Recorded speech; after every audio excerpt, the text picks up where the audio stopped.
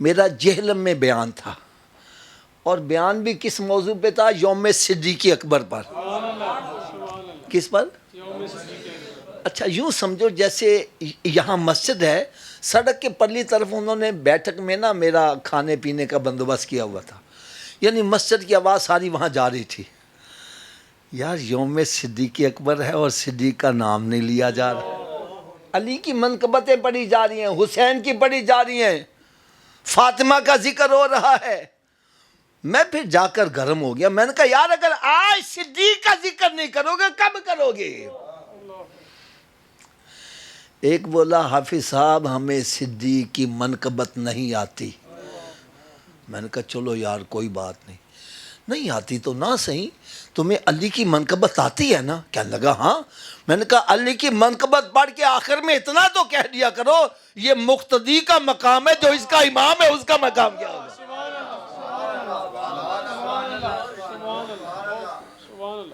حضرت صاحب ابو بکر صدیق رضی اللہ کا امام آپ نے بنایا ہے یا میں نے بنایا ہے؟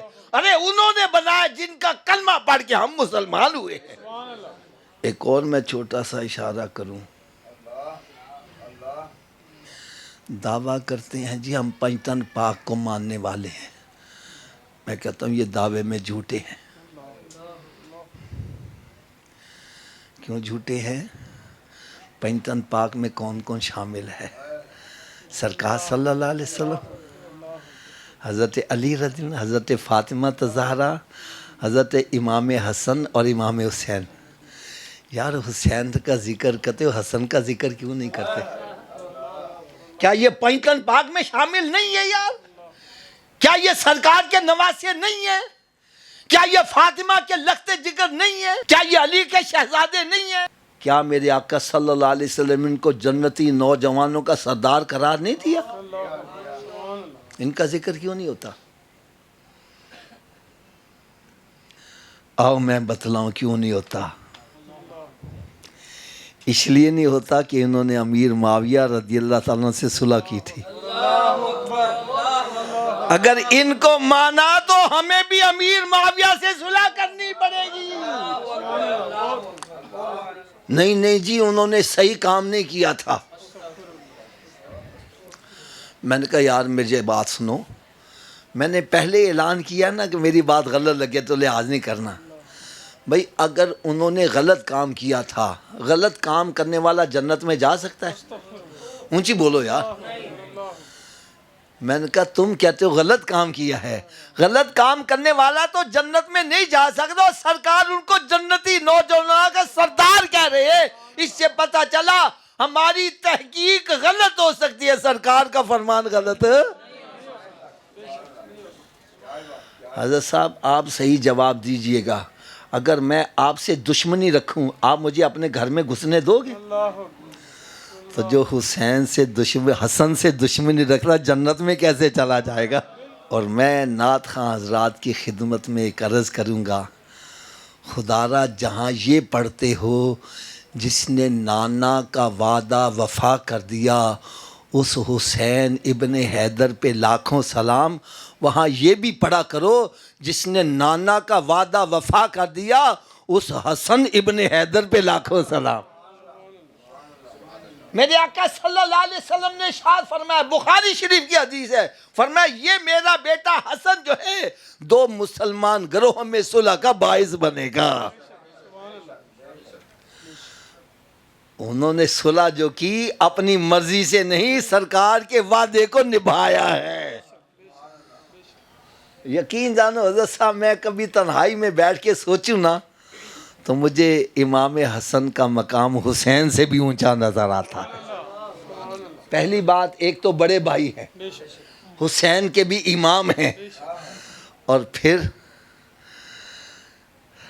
حضرت صاحب ایک اشارہ کرنے لگا ہوں، پتہ نہیں کس کے دل پر چوٹ لگ جائے۔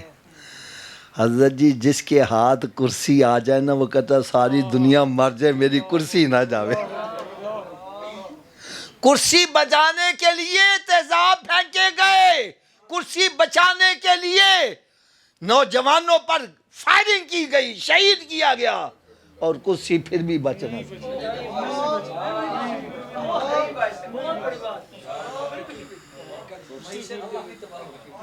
اب سنو ذرا میری بات توجہ سے سننا، میری بات تو سمجھ آ گئی ہے نا؟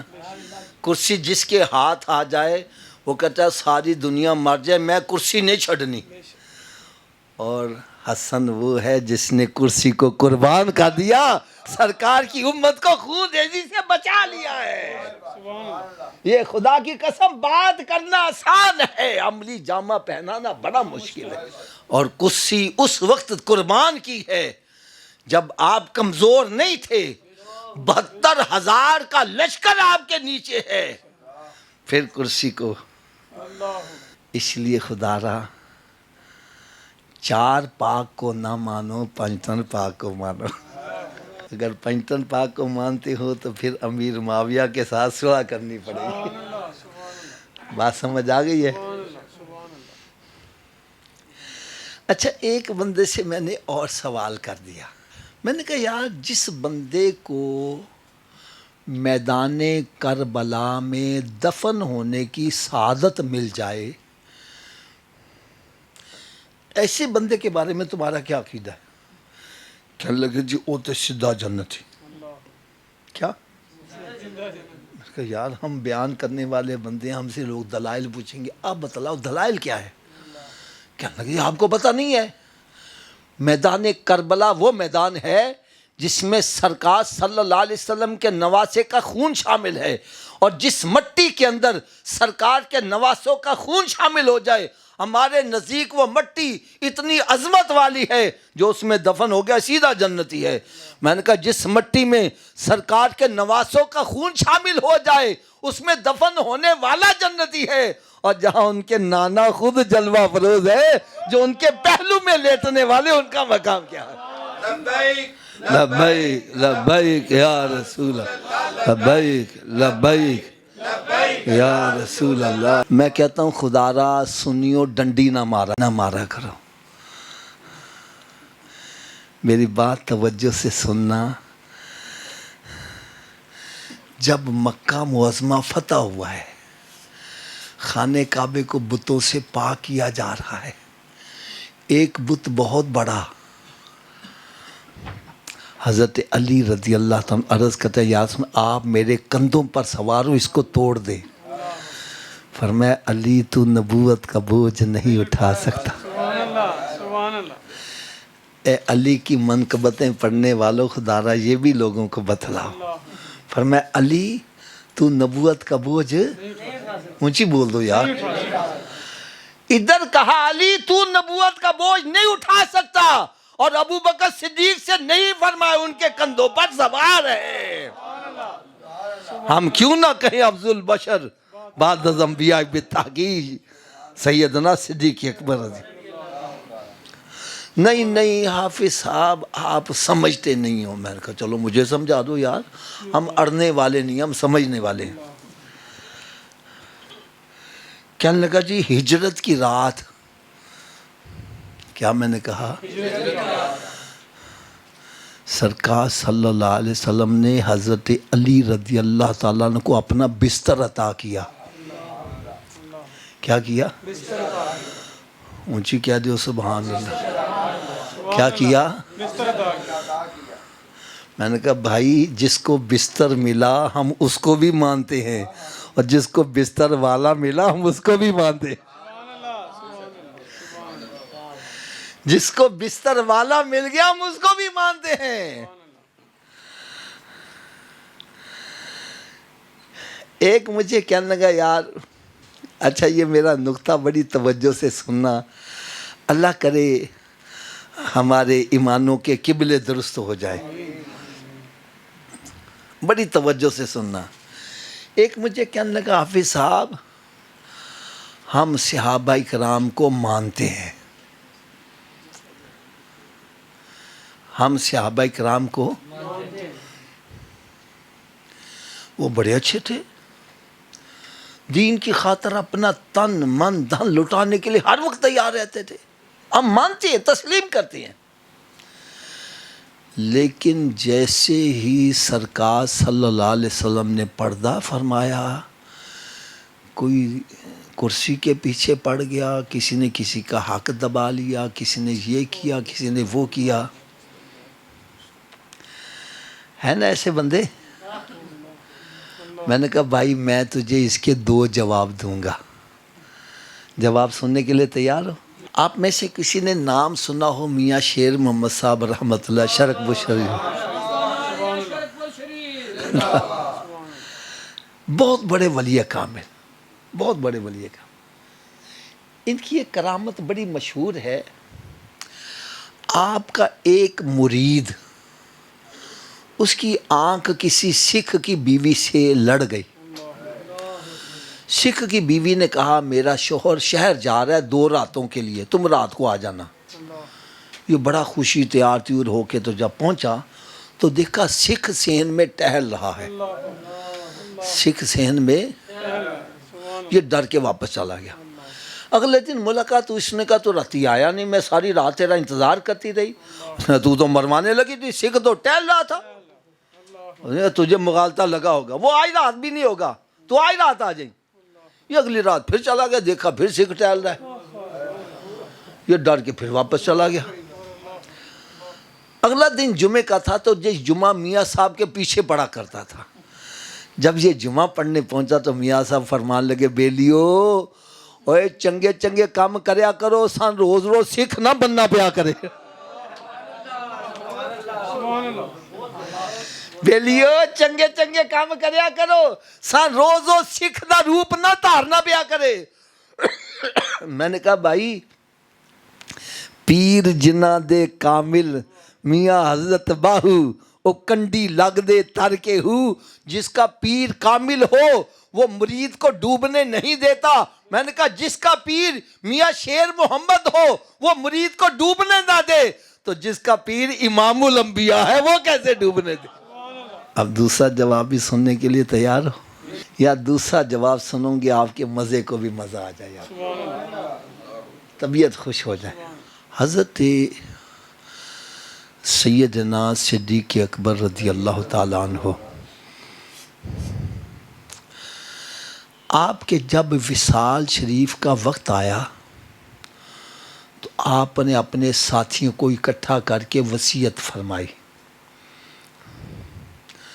فرمانے کہ جب میرا انتقال ہو جائے تو مجھے غسل دینا، کفن پہنانا، نماز جنازہ بھی پڑھنا، اور پھر میری 4 پائی کو اٹھا کر سرکار صلی اللہ علیہ وسلم کے روضہ اقدس کے سامنے جا کر رکھ دینا، اور درود و سلام پڑھ کر سرکار صلی اللہ علیہ وسلم کی بارگاہ میں عرض کرنا کہ یا رسول اللہ صلی اللہ علیہ وسلم آپ کا دوست صدیق آیا ہے. کون آیا ہے؟ اونچی بولو یار، آپ کا دوست. اگر سرکار صلی اللہ علیہ وسلم دروازہ کھول دیں تو مجھے سرکار صلی اللہ علیہ وسلم کے پہلو میں دفن کر دینا. اگر دروازہ نہ کھلے تو جنت البقیع میں دفن کر دینا. حضرت جی میں نے ایک بات کہی ہے، آپ نے توجہ نہیں کیا. خدا کی قسم اگر توجہ کی ہوتی تو آپ کو مزے کو بھی مزہ آتا، اور آپ اپنے عقیدے پر رشک کرتے کہ اللہ تعالیٰ نے مجھے کتنا سچا سچا عقیدہ عطا فرمایا ہے. وہ بات کیا میں نے عرض کی ہے یار، کسی صحابی نے اعتراض نہیں کیا صدیق تم کیا کہہ رہے ہو، سرکار کو پردہ فرمائی اتنا عرصہ ہو گیا، وہ منو مٹی کے نیچے دفن ہے، دروازہ کیسے کھولیں گے؟ ارے کسی نے اعتراض نہیں کیا. اس سے پتہ چلا ہر صحابی کا عقیدہ ہے میرا نبی زندہ ہے. اسی لیے اعلیٰ حضرت عظیم البرکت رحمت لکھتا ہے تو زندہ ہے واللہ، تو زندہ ہے واللہ میری چشم عالم سے چھپ جانے والے. ایک مجھے کہنے لگا نہیں حافظ صاحب اصل میں صدیق اکبر رضی اللہ عنہ خلیفہ تھے نا، تو کوئی ڈرتا ہوا آگے بولا نہیں. چلو بھائی میں مان لیتا ہوں وہ ڈر گئے ہوں گے، نہیں بولے ہوں گے. میں نے کہا جب آپ نے پردہ کر لیا پھر تو ڈر ختم ہو گیا. پھر آپ کی وصیت پر عمل نہیں ہونا چاہیے تھا. ارے سب صحابہ کرام نے وصیت پر عمل کیا. اس سے پتہ چلا ہر صحابی کا عقیدہ ہے ہمارا نبی زندہ ہے، ہمارا نبی، اونچی بولو، ہمارا نبی۔ اچھا، اگلی بات جو میں کہنے لگا آپ کو سن کے اور بڑا مزہ آئے گا۔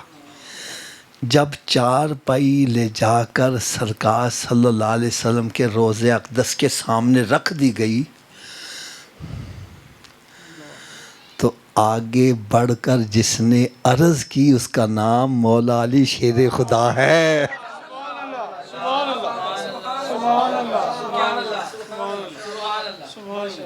حضرت مولا علی شیر خدا رضی اللہ آگے بڑھ کر عرض کرتے ہیں یا رسول اللہ صلی اللہ علیہ وسلم، آپ کا دوست صدیق آیا ہے۔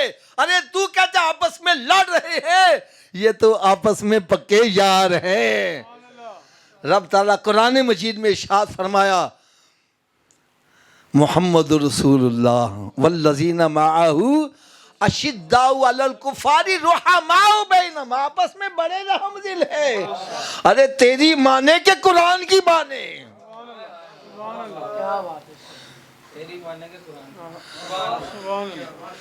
ارے اپنے عقائد کی بنیاد قرآن پر رکھو، تاریخی واقعات پر مت رکھو۔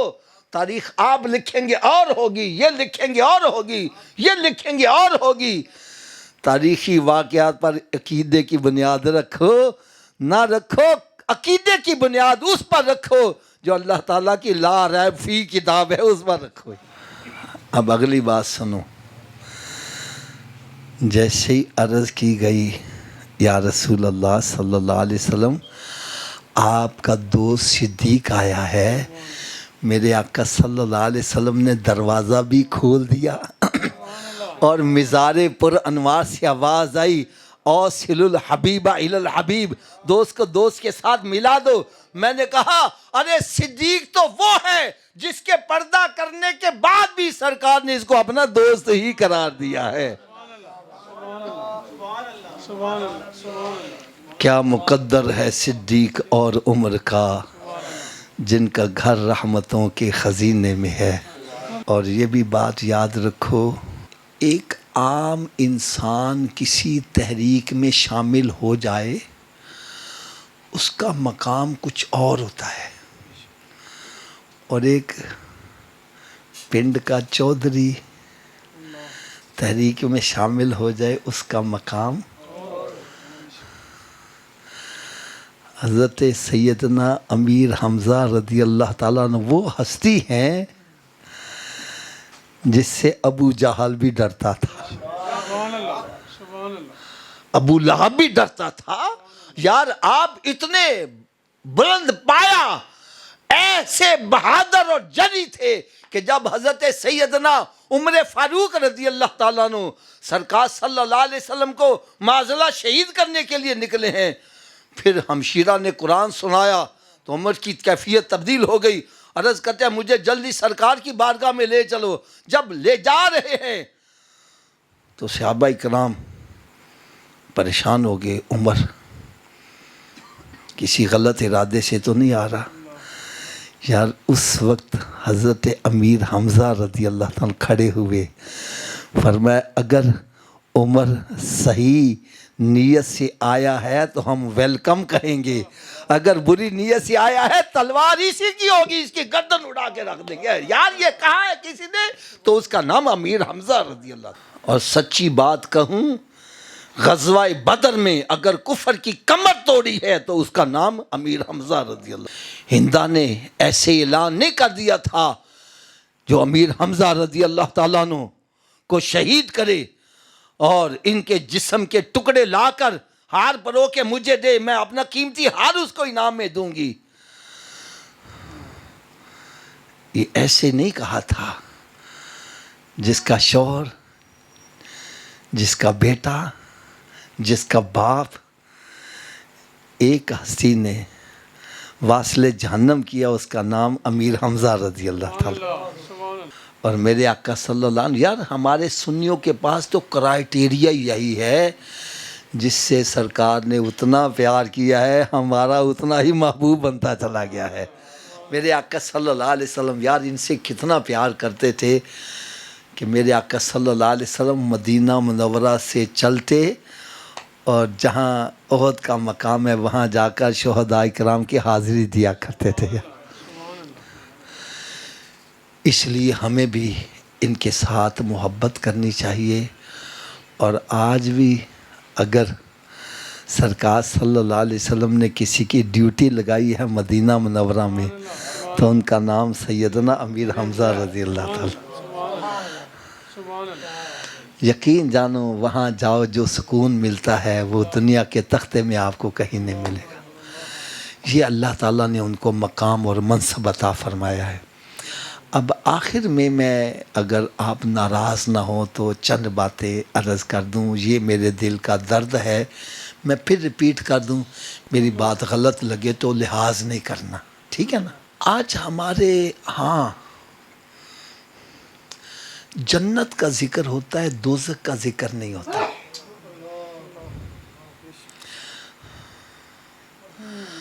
جنت کی ٹکٹیں تو بانٹی جاتی ہیں, دوزخ کا ذکر نہیں ہو رہا. جس کی وجہ کیا ہے, اس کی نقصان کیا ہوا ہے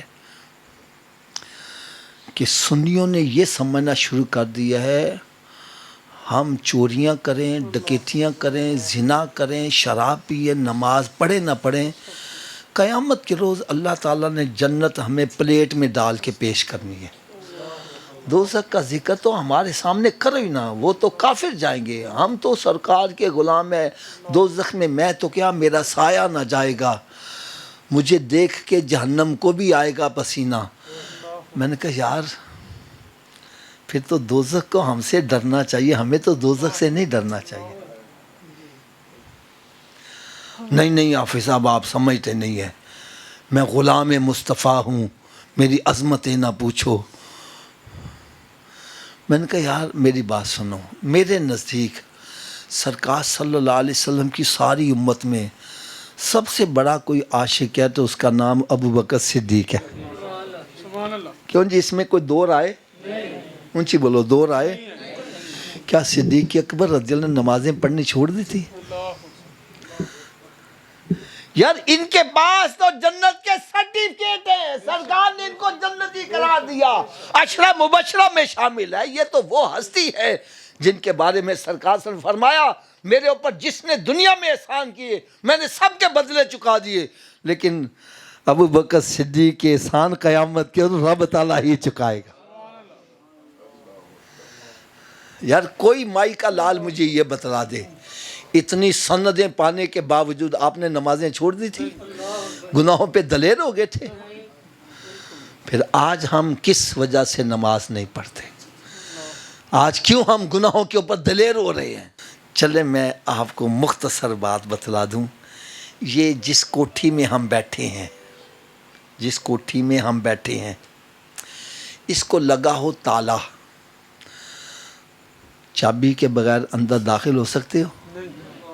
تھوڑا سا اونچی آواز سے بولو, ایک مطلب پھر اونچی آواز سے بولو.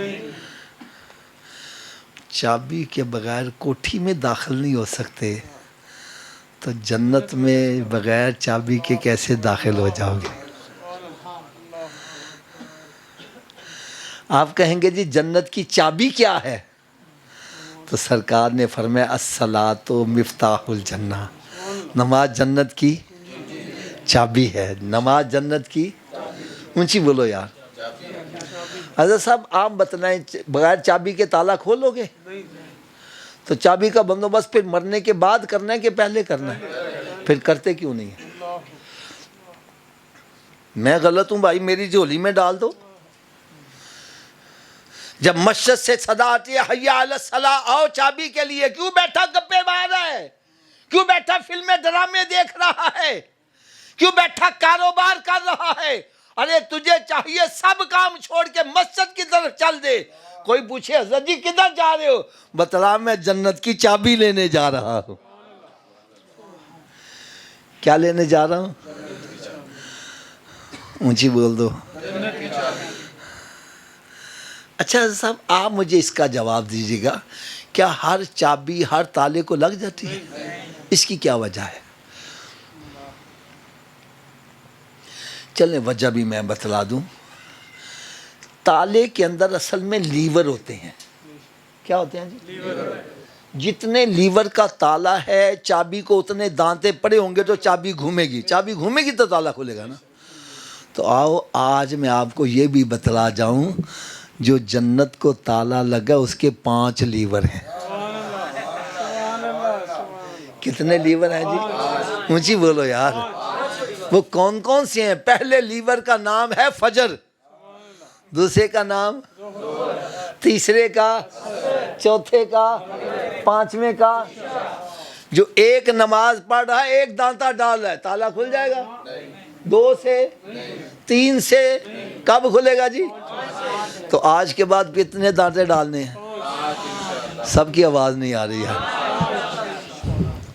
یہ سب کی آواز پتہ کیوں نہیں آ رہی؟ حافظ جی 5 ڈالیں گے کیسے؟ تو بھائی نسخہ بھی میں بتلا دوں. میرے نسخے پہ عمل کرو سارے پکے نمازی بن جاؤ گے. لیکن ایک شرط ہے، نسخہ استعمال کرنا پڑے گا. یہ تو آپ بھی جانتے ہیں حضرت جی 10,000 روپیہ ڈاکٹر کو فیس دے کے نسخہ لے آؤ. نسخہ گھر میں رکھ چھوڑو، آرام آ جائے گا؟ کب آرام آئے گا؟